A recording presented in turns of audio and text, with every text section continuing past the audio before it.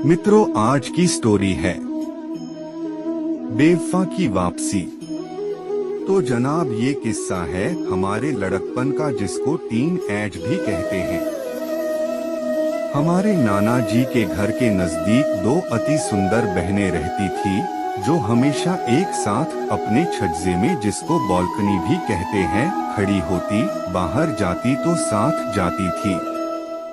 हम थोड़े बदमाश और शरारती टाइप के थे, मगर हमको लड़कियों की शराफत और सादगी बहुत आकर्षित करती थी। सब तरफ से जांच करवाने पर ये ही पता चलता है कि ये दोनों बहनें किसी को आंख उठाकर भी नहीं देखती और हमेशा साथ रहती है।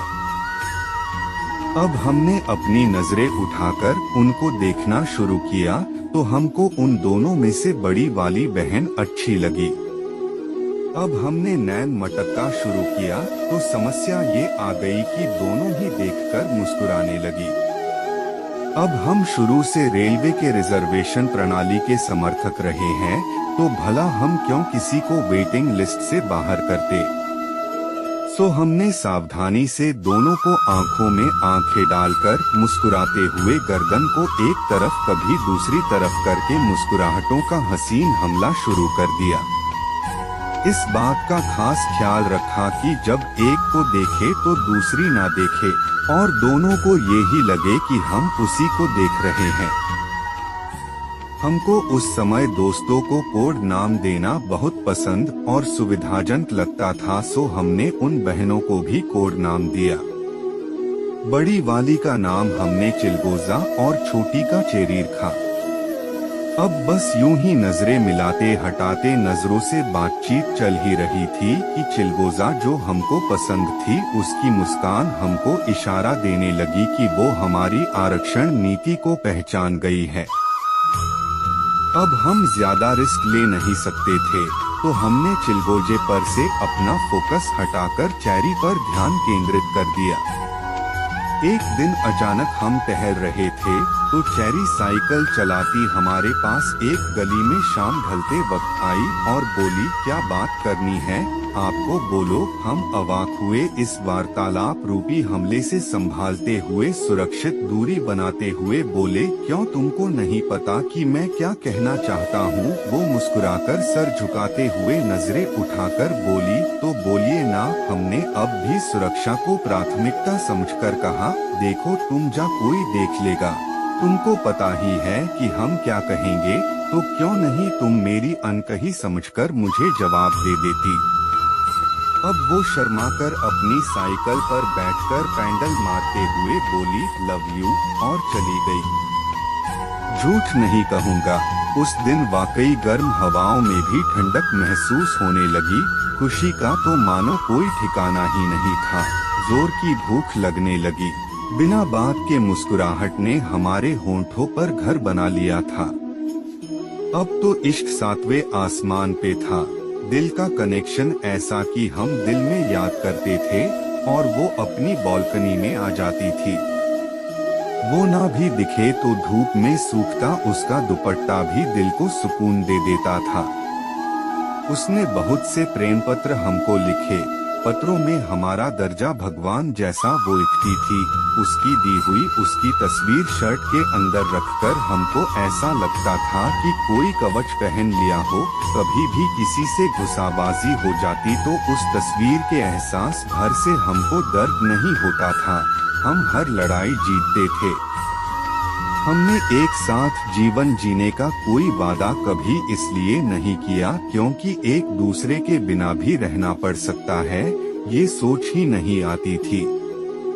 इसी दौरान हमारे नाना जी का देहांत हो गया और हमारा आना जाना और चेरी से मिलना कम हो गया।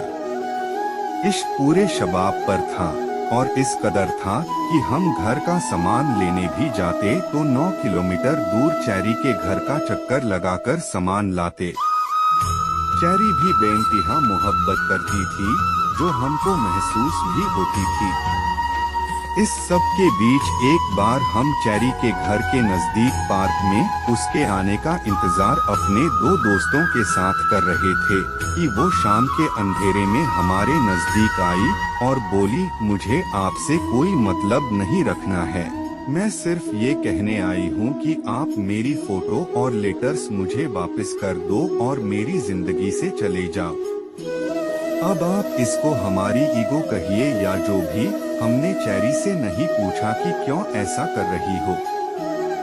हालांकि हमने उसके चेहरे पर शर्मिंदगी देखी थी, क्योंकि वो जो कह रही थी उसके पीछे उसके पास कोई कारण नहीं था। हम उसके जाने के बाद दोस्तों से जाने को कहकर उसी पार्क में बैठकर घंटों आंसू बहाते रहे। अगले दिन हमने ईमानदारी से उसके सब लेटर्स और फोटो उसको दी तो उसने कहा, सुनो, आप मुझे 1500 रुपए उधार दे सकते हो। हमने बिना कुछ कहे वो पैसे उसको दिए और चश्मे के पीछे अपनी नम आंखों को छुपाते हुए बाइक स्टार्ट करके चल दिए। उसके बाद हमने उस गली की तरफ कभी मुड़कर नहीं देखा। हमको ऐसा धोखा मिला था जिसमें हमारी कोई गलती नहीं थी और न ही हमको हमारी गलती बताई गई थी। हमने तो अपनी तरफ से पाक मोहब्बत की थी, कभी शारीरिक संबंधों के बारे में कोई सोच भी नहीं आई थी। फिर भी हमारे साथ ऐसा हुआ तो ये असहनीय था हमारे लिए, मगर हम सब इसलिए सह गए क्योंकि हमारी मोहब्बत थी वो और उसकी खुशी या फैसले के आगे हम कोई दलील पेश करके खुद को कमजोर नहीं दिखाना चाहते थे। हम यूं भी अपने को संभाल कर रखते थे क्योंकि हमको अपनी पहली मोहब्बत यानी अपनी माँ की चिंता खुद से ज्यादा रहती थी। इसलिए खुद को नुकसान पहुंचाकर अपनी माँ को तकलीफ देने का गुनाह हम कभी करने की सोच भी नहीं सकते थे। अब क्योंकि हमारी मोहब्बत सच्ची थी और हमने कभी जोर जबरदस्ती या कोई गलती मोहब्बत के दौरान नहीं की थी, तो सब्र रहता था कि जो भी हो हम गलत नहीं है और हमने कभी अपनी मोहब्बत का बुरा नहीं सोचा और कभी लव लेटर या फोटो दिखाकर अपनी मोहब्बत को बदनाम भी नहीं किया। अच्छा करने का एहसास ही सुकून देने को काफी था। महबूबा तो नहीं थी मगर हमारा इश्क हमारे दिल में बाकी था। 6 साल बाद वो फिर हमको अचानक से मिली, उसकी शादी हो चुकी थी। हमारी बातचीत फिर शुरू हुई। बातचीत की वजह वो उधार दिए पैसे लौटाना चाहती थी। बातचीत होते हुए एक बार फिर वो हमारे इश्क में गिरफ्तार हो गई। वो हमसे बात करती तो करती ही रहती। हमने समझाया कि ये सब अब गलत है तो वो बोली, ठीक है, कुछ भी गलत नहीं होगा, हम दोस्त तो रह सकते हैं ना। हमने हाँ कहा, मगर हम जानते थे कि वो मोहब्बत करने लगी है। एक रोज हम मिले और उसने बताया कि वो हमको अपनी सहेली के भाई से उस वक्त मोहब्बत करने की वजह से छोड़कर चली गई थी। बाद में उसने उसके साथ बहुत दुख भोगे। उसने कहा, तुमने एक बार भी मुड़कर नहीं देखा, कभी मिलने भी नहीं आए, जानने की कोशिश भी नहीं की मेरे बारे में। मैं तुमको याद करती थी, तुम्हारी अच्छाई मुझे हमेशा याद रही कि कैसे तुमने कभी मुझे किसी बात के लिए मजबूर नहीं किया। मेरे मांगने पर सभी लेटर्स फोटो भी दे दिए थे।